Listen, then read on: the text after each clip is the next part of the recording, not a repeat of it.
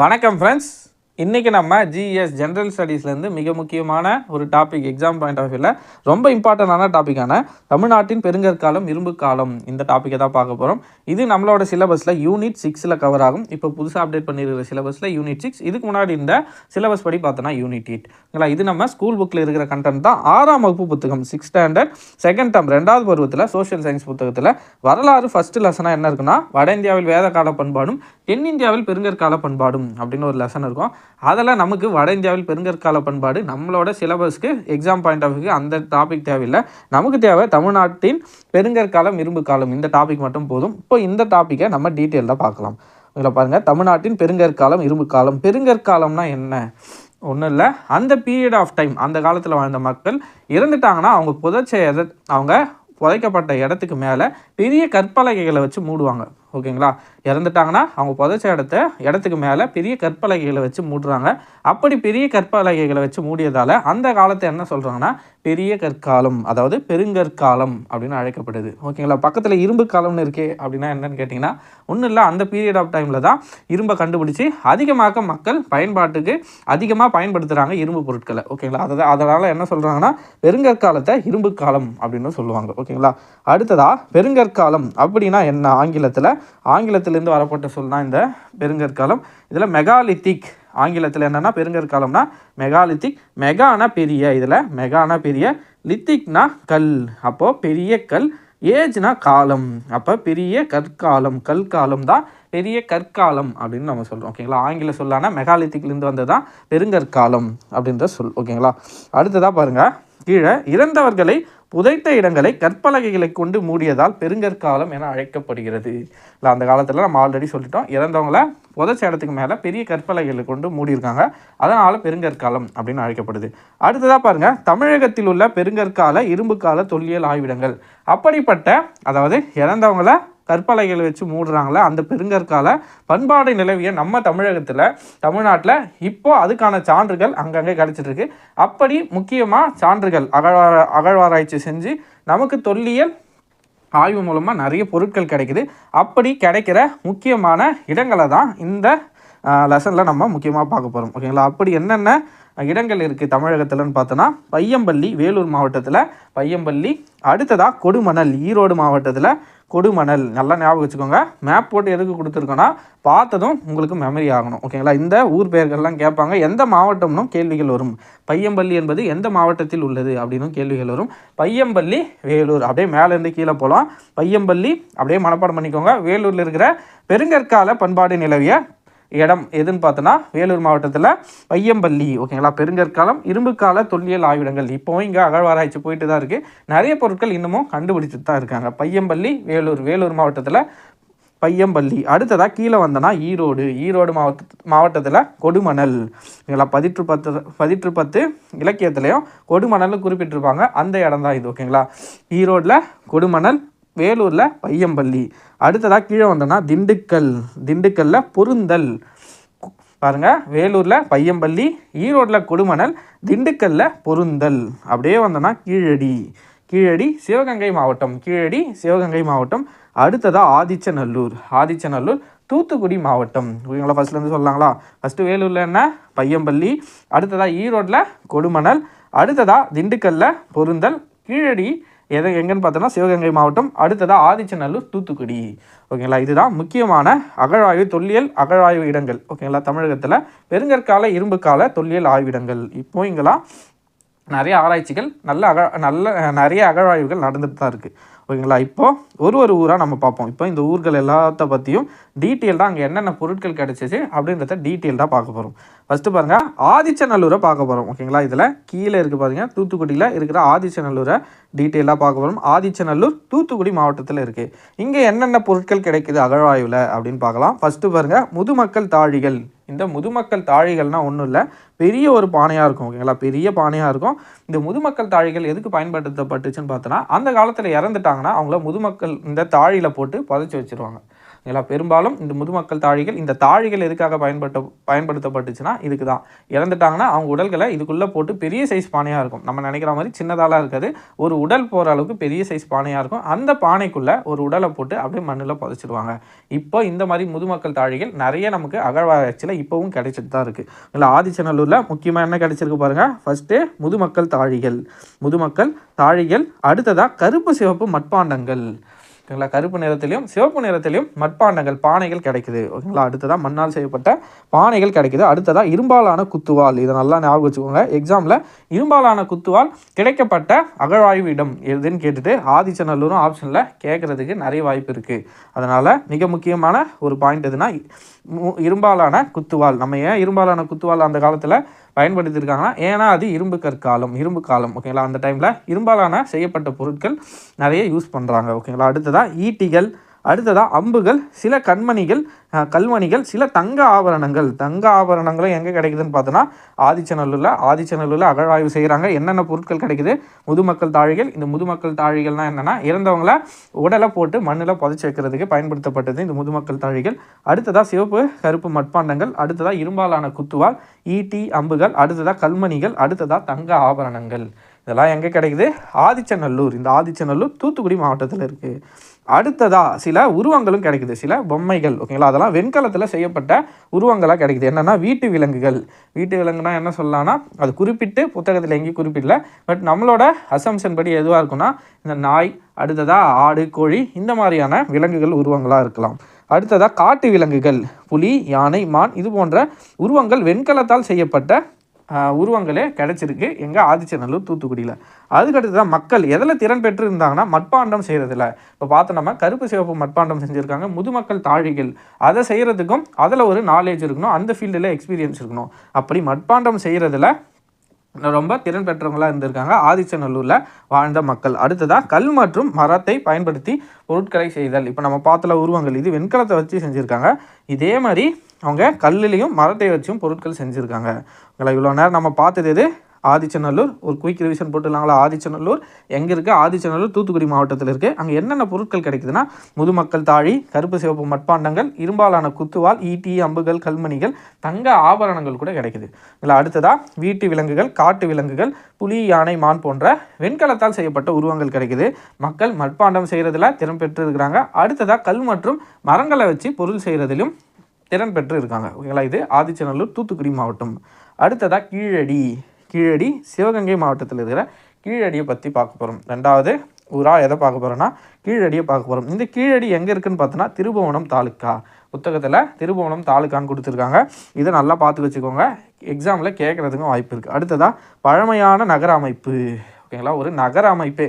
நம்ம சிந்து சமவெளி நாகரிகத்தை பற்றி சொல்லும்போது என்ன சொல்லுவோன்னா, நல்லா எப்படி சொல்கிறதுனா நன்கு கட்டமைக்கப்பட்ட சாலைகள் இருக்கும், கரெக்டாக பிளான் பண்ணி குறுக்கு நெடுக்காக கிராஸ் ஆகிற மாதிரி சாலைகள் இருக்கும், வடிகால் அமைப்பு இருக்கும். இந்த மாதிரி ஒரு நகர நாகரிகமே அங்கே சிந்துவெளி நாகரிகத்தில் இந்த தான் நம்ம சொல்லுவோம். அதே மாதிரி ஒரு நாகரிகம் நம்ம தமிழகத்தில் கீழடியில் கண்டுபிடிச்சிருக்காங்க. ஓகேங்களா, ஒரு நகர அமைப்பை எங்கே கண்டுபிடிச்சிருக்காங்க? சிந்து சமவெளி நாகரிகம் மாதிரி கீழடியிலும் ஒரு நாகரிகம் விளங்கியிருக்கு. அப்போ பழமையான நகர அமைப்பு எங்கே இருந்திருக்கு? கீழடியில் இருந்திருக்கு. அடுத்ததாக ஆய்வில் கிடைத்த சான்றுகள். என்னென்ன சான்றுகள் நமக்கு கீழடியில் கிடச்சிருக்கு? செங்கற்களால் கட்டப்பட்ட கட்டடங்கள். சிந்துவெளி நாகரிகத்திலும் நீங்கள் பார்த்தீங்கன்னா சுட்ட செங்கற்களால் தான் வீடுகள்லாம் கட்டியிருப்பாங்க. சுவர்கள்லாம் இப்போவும் கண்டுபிடிச்சிருக்காங்க, இன்னமும் கண்டுபிடிச்சிட்டே இருக்காங்க. இன்னும் அகழ்வாராய்ச்சி அங்கேயும் போயிட்டுருக்கு. கீழடியில் இன்னும் கண்டினியூ ஆகிட்டே தான் இருக்குது. அப்போது அங்கே என்ன கிடைக்குதுன்னா செங்கற்களால் கட்டப்பட்ட கட்டடங்கள் கிடைக்குது. ஓகேங்களா, பாருங்கள், அந்த காலத்திலேயே சுடுமண்கள். ஓகேங்களா, நார்மலாக மண்ணை வச்சு வீடு கட்டாமல் சுட்ட செங்கற்களால் கட்டப்பட்ட கட்டடங்கள்லாம் கிடைக்குது. இப்போது ஓகேங்களா, அது எவ்வளோ வருஷத்துக்கு முன்னாடி அவங்க கட்டினாங்களோ தெரியல. இப்போ நம்ம அகழ்வாராய்ச்சியில் இதெல்லாம் கண்டுபிடிச்சிட்ருக்காங்க. அடுத்ததான் நன்கு அமைக்கப்பட்ட வடிகால் அமைப்பு. ஓகேங்களா, பாருங்கள், அந்த காலத்திலேயே வடிகால் அமைப்பு. இப்போது தண்ணி யூஸ் பண்ணுறோன்னா வேஸ்ட்டாக போகிற தண்ணியை கரெக்டாக ஒரு இடத்துக்கு போய் சேர்கிற மாதிரியான வடிகால் அமைப்புலாம் இப்போவும் கிடச்சிட்ருக்கு. கீழடியிலையும் இதே மாதிரி ஒரு அமைப்பு இருக்குது. சிந்து சமவெளி நாகரிகத்திலும் இதே மாதிரி ஒரு வடிகால் அமைப்பு நன்கு கட்டமைக்கப்பட்ட வடிகால் அமைப்புலாம் அங்கே இருந்துச்சு. அதே மாதிரி சிந்துவெளி நாகரிகத்து மாதிரியே இங்கே தமிழ்நாட்டில் இருக்கிற ஒரு நகர அமைப்பு எதுனா கீழடி தான். இதை மறந்துடாதீங்க. அடுத்ததாக தமிழ் பிராமி பொறித்த தமிழ் பிராமி பொறித்த மட்பாண்டங்கள், தமிழ் பிராமி எழுத்துக்கள் பொறித்த மட்பாண்டங்களும் எங்கே கிடைக்குதுன்னு பார்த்தோன்னா நம்ம கீழடியில் கிடைக்குது. சிவகங்கை மாவட்டம் திருபுவனம் தாலுக்காவில் இருக்கிற கீழடியில். அடுத்ததாக அங்கே என்னென்ன பொருட்கள் கிடைக்குது, கீழடியில் என்னென்ன மாதிரியான பொருட்கள் கிடைக்குதுன்னா கண்ணாடி மணிகள், செம்மணிகள், வெண்கல படிகம், முத்து மற்றும் தங்க ஆபரணங்கள். ஓகேங்களா. அடுத்ததாக இரும்பு பொருட்கள், ஏன்னா இது இரும்பு காலம், அதனால் இரும்பு பொருட்கள் கிடைக்குது. சங்கு வளையல்கள், தந்தத்தால் செய்யப்பட்ட பகடை. ஓகேங்களா. பாருங்கள், தந்தத்தால் செய்யப்பட்ட பகடைகளும் எங்கே கிடைக்குது, கீழடியில் கிடைக்குது. அடுத்ததாக ரோம் நாட்டு தொல்பொருட்கள். அப்போ பாருங்கள், ரோம் நாட்டோட தொல்பொருட்கள் இங்கே கிடைக்குதுன்னா அப்போ அங்கேருந்து இங்கே ரோம் நாட்டு மக்கள் வந்து இங்கே வந்திருப்பாங்க, வணிகத்துக்காகவோ வேறு எதுக்காகவோ இங்கே வந்திருப்பாங்க. ஏன்னா இது ஒரு நகர நாகரிகமாக இருந்ததற்கான சான்று நிறையவே இருக்குது. ஸோ வணிகத்துக்காக ரோம் நாட்டு மக்கள் இங்கே வந்திருக்கிறதுக்கு நிறைய வாய்ப்பு இருக்குது. ஏன்னா அங்கே அந்த மாதிரி பொருட்கள், ஓகேங்களா, ரோம் நாட்டு பொருட்கள்லாம் இங்கே நம்ம கீழடியில் கிடைக்குது. அடுத்ததாக பாருங்கள், 2017 என்ன பண்ணுறாங்க, கீழடியில் சில பொருட்கள் கிடைக்குது. அதை இந்திய தொல்லியல் துறை என்ன பண்ணுறாங்கன்னா சில சாம்பிள்ஸ் என்ன பண்ணுறாங்கன்னா அமெரிக்காவில் இருக்கல, அமெரிக்கா ஃப்ளோரிடாவில் இருக்க பீட்டா அனலிட்டிகா நிறுவனம் அப்படின்ற ஒரு நிறுவனத்துக்கு அனுப்பி வைக்கிறாங்க. 2017 கீழடியில் நிறைய பொருட்கள் கிடைக்குது. அதில் சில சாம்பிள்ஸை இந்திய தொல்லியல் துறை மூலமா அமெரிக்கா ஃப்ளோரிடாவுக்கு அனுப்பி வைக்கிறாங்க. பீட்டா அனலிட்டிகா நிறுவனம். இந்த நிறுவனத்தில் கதிரியக்க கார்பன் வயது கணிப்பு, அதாவது ரேடியோ கார்பன் முறையில் அதோட வயசை கண்டுபிடிக்கிறாங்க. அப்படி கண்டுபிடிக்கும் போது தான் நிறைய பேருக்கு ஆச்சரியமான ஒரு தகவல் கிடைச்சிச்சு. என்னென்னா இதையெல்லாம் கிமு 200 சார்ந்தது, அதாவது போஆமு 200 சார்ந்தது அப்படின்ற ரொம்ப ஒரு ஷாக்கிங்கான நியூஸ். நிறைய பேர் என்ன நினச்சிட்ருக்காங்க, சிந்து சமவெளி நாகரிகம் தான் இருக்கிறதுலே பழமையான நாகரிகம், அங்கே மட்டும்தான் மக்கள் வாழ்ந்துட்டு வந்தாங்க ஆரம்ப காலத்தில் அப்படின்ற மாதிரியான தகவல்கள்லாம் இன்னமும் சொல்லிட்டு தான் இருக்காங்க. ஆனால் அதை பொய்ன்னு நிரூபித்தது எதுன்னு பார்த்தோன்னா கீழடி அகழ்வாராய்ச்சி தான். அங்கே நிலவிய அதே நகர அமைப்பு, அதே மாதிரியான சமூகம் நம்ம தமிழ்நாட்டில் கீழடியும் வாழ்ந்துட்டு வந்திருக்காங்க. அதற்கான சான்றுகளும் நமக்கு இங்கே கிடச்சிருக்கு. ஓகேங்களா. அடுத்ததாக ஞாபகம் வச்சுக்கோங்க, போஆமு அதாவது கிமு 200 சார்ந்தது அப்படின்னு சொல்லியிருக்காங்க. ஓகேங்களா. அந்த ரிசர்ச் பண்ணி அந்த ரேடியோ கார்பன் முறையில் என்ன சொல்லியிருக்காங்க, இது போஆமு 200 கிமு 200 சார்ந்தது அப்படின்னு சொல்லியிருக்காங்க. அடுத்ததாக வேறு என்ன சான்றுகள்லாம் நமக்கு கீழடியிலேருந்து கிடச்சிருக்குன்னு பார்த்தோன்னா இந்தியாவிலேருந்து நம்ம ரோம் நாட்டு பொருட்கள்லாம் இங்கே கீழடியில் கிடச்சிச்சின்னு பார்த்தோம். அதே மாதிரி இந்தியாவிலேருந்து ரோமுக்கு எஃகு ஏற்றுமதி பண்ணியிருக்காங்க. ஓகேங்களா. எஃகு என்ன பண்ணியிருக்காங்க, ரோமுக்கு ஏற்றுமதி பண்ணியிருக்காங்க. அப்படி ஏற்றுமதி பண்ணும்போது ரோமில் இருக்கிற அலெக்சாண்ட்ரியா துறைமுகத்தில் அந்த பொருட்களுக்கு வரி விதிச்சிருக்காங்க அப்படின்னு சான்று நமக்கு எங்கேருந்து கிடைக்குதுன்னா பெரிப்ளோஸ், எரித்திர கடலின் பெரிப்ளோஸ் அப்படின்னு ஒரு நூல் இருக்குது. அந்த நூலில் இந்தியாவிலேருந்து இது மாதிரி எஃகை ஏற்றுமதி செஞ்சாங்க. அப்படி வரும்போது அலெக்சாண்ட்ரியா துறைமுகத்தில் அந்த எஃகுக்கு வரி விதித்தாங்க, அந்த பொருட்களுக்கு வரி விதித்தாங்கன்னு எரித்திரிய கடலின் பெரிப்ளூஸ் அப்படின்ற நூலில் குறிப்பிட்டிருக்காங்க. ஓகேங்களா. இதுவும் ஒரு மிக முக்கியமான சான்று, இந்தியாவிற்கும் ரோமுக்கும் வணிகம் நடைபெற்றது அப்படின்றதுக்காக. ஓகேங்களா. அடுத்ததாக எந்த ஊரை பார்க்க போகிறோம், பொருந்தல் எங்கே இருக்குது, திண்டுக்கல் மாவட்டத்தில் இருக்குது. பொருந்தல் எங்கே இருக்குது, திண்டுக்கல் மாவட்டத்தில் இருக்கிற பொருந்தலை பற்றி இப்போ பார்க்க போகிறோம். பொருந்தலில் என்னென்ன பொருட்கள் கிடைக்கிறது அப்படின்னு பார்த்தோன்னா புதைக்குழி பொருட்கள், கண்ணாடி மணிகள். என்னென்ன மாதிரியான கண்ணாடிகள் பாருங்கள், வெள்ளை, சிவப்பு, மஞ்சள், நீலம், பச்சைன்னு இத்தனை நிறத்தில் கண்ணாடி மணிகள் கிடைக்குது. அடுத்ததாக இரும்பு வாள். ஆல்ரெடி நம்ம எங்கே பார்த்தோம், ஆதிச்சநல்லூரில் பார்த்தோம். அதே மாதிரியே திண்டுக்கல் பொருந்தல்லையும் இரும்பு வாள் ஒன்று கிடைக்குது. அடுத்ததாக தமிழ் பிராமி எழுத்துக்கள் பொறித்த மட்பாண்டம் எங்கே கிடைக்குதுன்னு பார்த்தோன்னா பொருந்தலில் கிடைக்குது. இதுக்கு முன்னாடி நம்ம கீழடியிலும் இதே மாதிரி தமிழ் பிராமி பொறித்த மட்பாண்டங்கள் கிடச்சிது. அதுக்கடுத்ததாக பார்த்தோன்னா அரிசி நிரப்பப்பட்ட மட்பாண்டம். பாருங்கள், அரிசியை ஃபில் பண்ணி வச்சுருக்கிற ஒரு மட்பாண்டம் கிடைக்குதுன்னா அப்போ அந்த காலத்திலே அரிசியை பயன்பாட்டில் இருந்திருக்கு. புரியுதுங்களா. அடுத்ததாக அப்புறம் ஓரளவு அரிதான கற்கள், சங்கு கண்ணாடி வளையல்கள், இதெல்லாம் எங்கே கிடச்சிருக்கு, திண்டுக்கல் பொருந்தலில் கிடச்சிருக்கு. அடுத்ததாக சான்றுகள்னு பார்த்தோன்னா ஆல்ரெடி நம்ம பார்த்த இரும்பு காலம் இது. அதனால் இரும்பில் செய்யப்பட்ட கதிரறுக்கும் அருவாள் நம்ம எல்லாருக்கும் தெரியும். இந்த மாதிரியான அருவாள் ஒன்று எங்கே கிடச்சிருக்குன்னு பார்த்தோன்னா திண்டுக்கல் பொருந்தலில் கிடச்சிருக்கு. அடுத்ததாக ஈட்டி, கொழுமுனைகள். அப்போது இந்த கதிர் அறுக்கிற அருவாள் இருந்திருக்குன்னா அப்போ நெல் பாருங்கள், நெல் பயிர் செஞ்சுருப்பாங்க. நெல் நிரப்பப்பட்ட மட்பாண்டமும் நமக்கு கிடச்சிருக்குன்னு நம்ம பார்த்தோம். அப்போ அந்த காலத்திலே விவசாயம் பண்ணியிருக்காங்க, நெல்லை விளைவிச்சிருக்காங்க. அப்போ நெல் விளைவித்ததற்கான சான்றுகளாக எதை பார்க்கலாம்னா கதிர் அறுக்கும் அருவாலை நம்ம பார்க்கலாம். ஏன்னா நெல்லை விளைவிச்சிருந்தால் தான் இந்த அருவாலை யூஸ் பண்ணியிருப்பாங்க. ஓகேங்களா. அப்போது என்னென்னா அரிசி நிரப்பப்பட்ட மட்பாண்டம் மிக முக்கியமாக ஞாபகம் வச்சுக்கணும். அரிசி நிரப்பப்பட்ட மட்பாண்டம் எதில் எங்கே கிடச்சிருக்குன்னு பார்த்தோன்னா திண்டுக்கல்லில் இருக்கிற பொருந்தல்ல. ஓகேங்களா. அடுத்ததாக மிக முக்கியமாக கதிர் அறுக்கும் அருவாள். இந்த ரெண்டுத்தையும் நல்லா ஞாபகம் வச்சுக்கோங்க. கதிர் அறுக்கிற அருவாள். இந்த கதிர் அறுக்கிற அருவாள் மூலமாக என்ன விளைவிச்சிருப்பாங்கன்னா நெல்லை விளைவிச்சிருப்பாங்க. ஓகேங்களா. நெல் பயிருக்கு யூஸ் பண்ணியிருப்பாங்க. அதனால் இது ரெண்டுத்தையும் அப்படியே ஜாயின் பண்ணி ஞாபகம் வச்சுக்கோங்க. ஒன்றோட ஒன்று லிங்க் பண்ணி வச்சுக்கோங்க. ஏன்னா கன்ஃபியூஸ் ஆகிடும் லாஸ்ட்டில். இப்போ நல்லா படிக்கிற மாதிரி இருக்கும், லாஸ்ட்டில் கன்ஃபியூஸ் ஆகிடும். ஓகேங்களா. திண்டுக்கல் பொருந்தல்னா 2 முக்கியமான பொருட்கள் உங்களுக்கு ஞாபகம் வரணும். அரிசி நிரப்பப்பட்ட மட்பாண்டம், அதுக்கு அடுத்ததாக கதிர் இருக்கும் அருவாள். ஓகேங்களா. அடுத்ததாக வேலூர் போக போகிறோம். வேலூர் மேலே டாப்பில் இருந்தால் வேலூர் பையம்பள்ளி. வேலூரில் இருக்க பையம்பள்ளியை பார்க்க போகிறோம். ஓகேங்களா. வேலூரில் இருக்கிற பையம்பள்ளியை இப்போ பார்க்க போகிறோம்.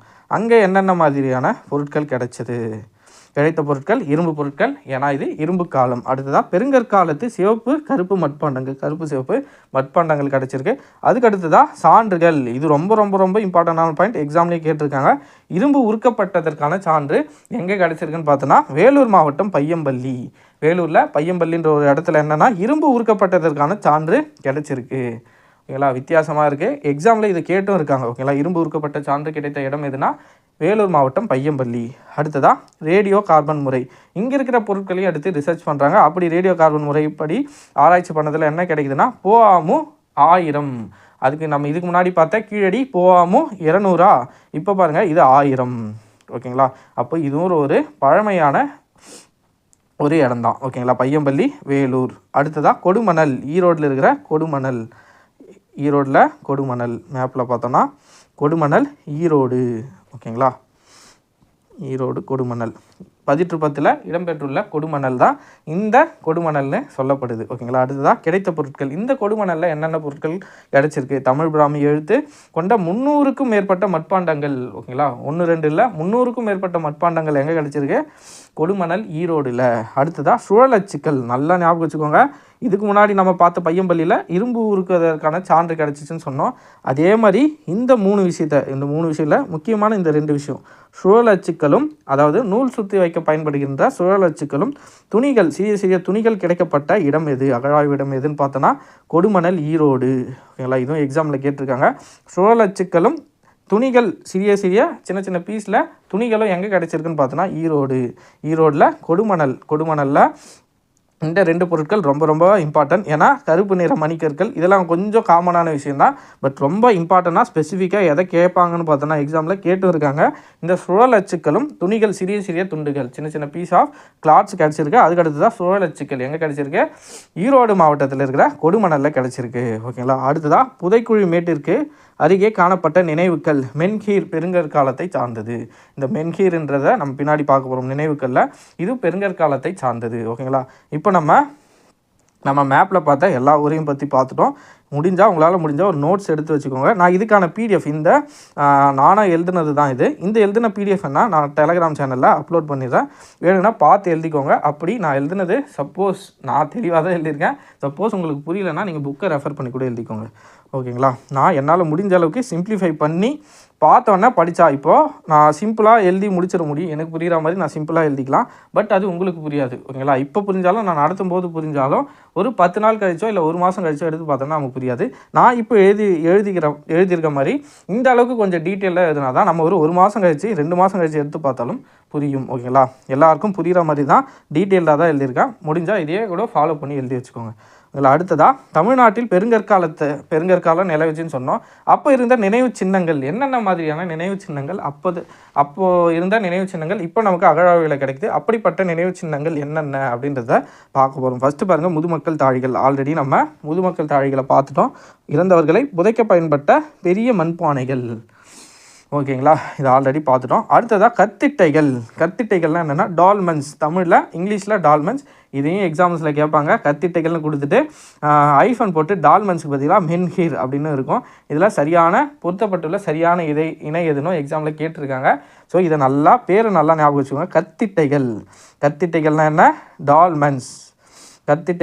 டால்மன்ஸ். ஒரு டயக்ராம் போட்டிருக்கோம் பாருங்கள். 2 கற்களை இப்படி வச்சுட்டு அதுக்கு மேலே என்ன பண்ணுவாங்கன்னா, இறந்தவங்க இப்போ இறந்துட்டாங்கன்னா யாருன்னா அவங்க மேலே 2 கல்லை இப்படி செங்குத்தாக நிற்க வச்சுட்டு அதுக்கு மேலே ஒரு கல்லை பரப்பி அப்படியே மேலே வச்சுருவாங்க. ஓகேங்களா.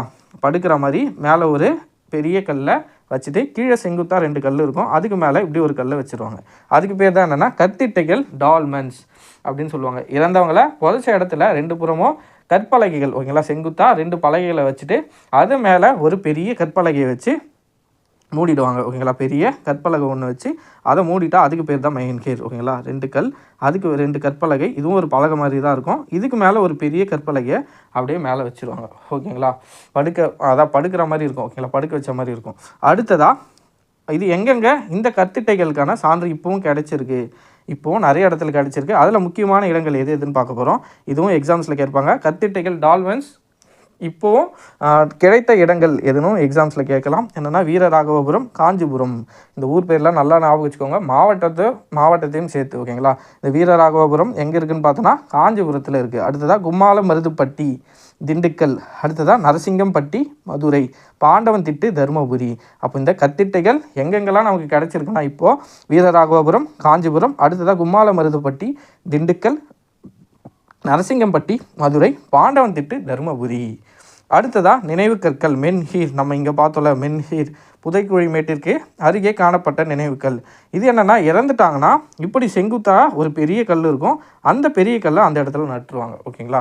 அதுதான் நினைவு கற்கள், மென்ஹின். பிரிட்டன் மொழியில் மென்னா கல், கிர்னா நீளமான, அதாவது நீளமான கல்னு பொருள்படும் ஓகேங்களா. இந்த மாதிரியான நினைவு கற்கள் எங்கெங்கே இப்போ காணப்படுதுன்னு பார்த்தோன்னா சிங்கரிபாளையம், திருப்பூரில் சிங்கரிபாளையம். அடுத்ததாக தேனியில் வெம்பூர். அடுத்ததாக மதுரையில் நரசிங்கம்பட்டி. ஆல்ரெடி நம்ம இந்த கத்திட்டைகளுக்கும் நரசிங்கம்பட்டி மதுரையில் பார்த்தோம். இதே கத்திட்டைகள் மாதிரி நினைவு கற்களும் எங்கே கிடச்சிருக்குன்னா மதுரையில் இருக்கிற நரசிங்கம்பட்டியில் கிடச்சிருக்கு. அடுத்ததாக ஈரோடில் குமரிக்கல் பாளையம். அடுத்ததாக கொடுமணல், ஈரோட்டில் இருக்கிற கொடுமணல். ஊர் பெயர்களை மாவட்டத்தோடு நல்லா ஞாபகம் வச்சுக்கோங்க. இன்னொரு டைம் பாருங்கள், சிங்கரிபாளையம், திருப்பூர், தேனியில் வெம்பூர், மதுரையில் நரசிங்கம்பட்டி, ஈரோட்டில் குமரிக்கல் பாளையம், ஈரோட்டில் கொடுமணல். இதெல்லாம் எக்ஸாம்ஸில் ஊர் பெயர்கள் கொடுத்துட்டு சரியாக பொருந்தி உள்ள இணை எதுன்னு கேட்பாங்க இல்லை, அதனால் இதை நல்லா பார்த்து வச்சுக்கோங்க. இப்போ பார்த்தது எது? நினைவு கற்கள், மென்ஹீர். அடுத்ததான் நடுக்கற்கள் ஓகேங்களா. நடுக்கற்கள்லாம் ஒன்றும் இல்லை, இறந்து போன வீரர் ஓகேங்களா. வீரர் ஒருத்தர் ஏதோ ஒரு சண்டையில் இறந்துட்டார்னா அவர் நினைவாக அவரோட உருவம் பொறித்தோ அல்லது ஏதாச்சும் அவர் பேரை வச்சு ஏதாச்சும் ஒரு வாசகம் பொறித்து அந்த இடத்துல கல் நடுவாங்க ஓகேங்களா. இறந்து போன வீரனின் நினைவாக அமைக்கப்படுவது தான் நடுக்கல். இந்த நடுக்கற்கள் சான்றுகள், நடுக்கற்களுக்கான சான்றுகள் எங்கெங்கே கிடச்சிருக்குன்னு பார்த்தோன்னா மானூர், திண்டுக்கல் மாவட்டம் பழனிக்கு அருகில் உள்ள மானூர். அடுத்ததாக தூத்துக்குடியில் வெள்ளாளன் கோட்டை. அடுத்ததாக திண்டுக்கல்ல புலிமான் கொம்பை. இந்த 3 ஊரும் ஞாபகம் வச்சுக்கோங்க. நடுக்கற்கள் எங்கே கிடச்சிருக்கு? திண்டுக்கல்ல மானூர், அடுத்ததாக தூத்துக்குடியில் வெள்ளாளன் கோட்டை, திண்டுக்கல்ல புலிமான் கொம்பை ஓகேங்களா. அவ்வளோதான் ஃப்ரெண்ட்ஸ், நம்ம எக்ஸாம் பாயிண்ட் ஆஃப் வியூவில் இந்த யூனிட் 6க்கு தேவையான தமிழ்நாட்டின் பெருங்கற்காலம் இரும்பு காலத்தை டீட்டெயில்டாக பார்த்துட்டோம். உங்களுக்கு கண்டிப்பாக யூஸ்ஃபுல்லாக இருக்குன்னு நினைக்கிறேன். முடிஞ்சால் நோட்ஸ் எடுத்துக்கோங்க. அப்படி இல்லைனா இந்த நான் நோட்ஸை டெலிகிராமில் அப்லோட் பண்ணுறேன், இதுவே நீங்கள் யூஸ் பண்ணிக்கிறதா இருந்தாலும் யூஸ் பண்ணிக்கலாம் ஓகேங்களா. அவ்வளோதான் ஃப்ரெண்ட்ஸ், யூனிட் 6 வந்து அடுத்தடுத்த வீடியோக்கள் போட்டு யூனிட் 6 கம்ப்ளீட் பண்ணிடுவோம். அதுக்கடுத்து தான் மற்ற யூனிட்ஸை ஜிஎஸ்சில் கவர் பண்ணிடலாம் ஓகேங்களா. அவ்வளோதான் ஃப்ரெண்ட்ஸ், இந்த வீடியோஸ் அந்த கருத்துக்கள் ஏதாவது இருந்தால் கீழே கமெண்ட்டில் சொல்லுங்கள். அடுத்த வீடியோவில் சந்திப்போம். நன்றி.